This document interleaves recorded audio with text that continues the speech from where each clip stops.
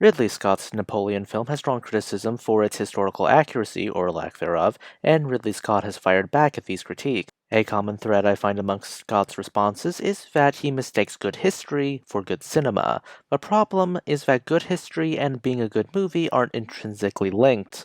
The Chernobyl series was a great drama, but it's not the most historically accurate drama of all time. Things needed to be simplified for the sake of a narrative, others needed to be exaggerated for the sake of a narrative.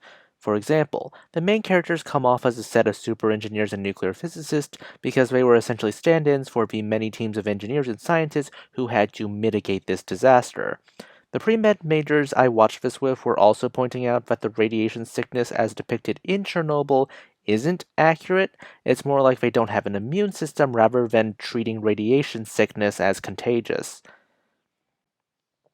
I mean, there are movies like Midway, which is a good example of being a historically accurate movie while being a completely bad storyline. It doesn't pick and choose its battles properly.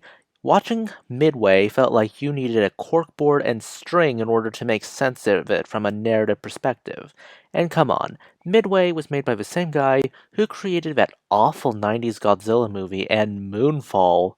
Just because things are historically accurate does not mean it's a story told well. Based off of reviews, it seems like this movie comes off as a cheap Marvel movie rather than some kind of historical epic. But those are just my thoughts on the matter. Please let me know what you think in the comments. Please consider liking, subscribing, and tipping the channel on Ko-fi. This is Cyril, signing off.